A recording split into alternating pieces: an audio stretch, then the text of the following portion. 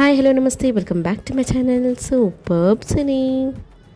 అందరు ఎట్లున్నారు? మేమైతే సూపర్ ఉన్నాం. సో మార్నింగే ప్రెషర్ కుక్కర్ పెట్టేసిన, పప్పు కాదు దాంట్లో పొటాటోస్ బాయిల్ చేసిన.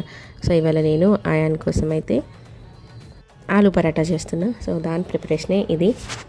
పిండి అయితే కలుపుకొని పక్కకు పెట్టేసిన. సో ఇంకా కర్రీ అయితే ఈజీగా సింపుల్గా మనం రెగ్యులర్గా చేసుకున్నట్టే పొటాటో కర్రీ చేసుకొని స్టఫ్ చేసుకొని దాంట్లో పెట్టేయడమే. కానీ ఇక్కడ ఒక చిన్న టిప్ అయితే నేను మీకు షేర్ చేద్దాం అనుకుంటున్నా.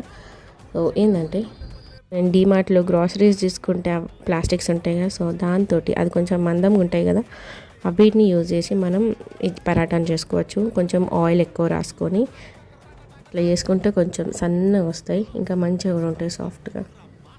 సో మీరు కూడా ఇట్లా ఒకసారి ట్రై చేసి చూడండి, ఈజీగా ఉంటుంది. సో ఆయన టిఫిన్ అయితే ప్యాక్ అయిపోయింది, ఇంకా బ్యాగ్ కూడా ప్యాక్ అయిపోయింది. వాడు స్కూల్కి వెళ్ళిపోయింది.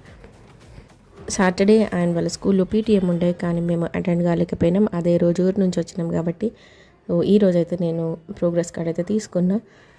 ఇంకా దాంట్లో సిగ్నేచర్ పెట్టడానికి నేను మా ఆయన అయితే కాసేపు ఫైటింగ్ కూడా చేసినాం. కానీ లాస్ట్కి చూడండి మీరే ఎవరు పెట్టినా.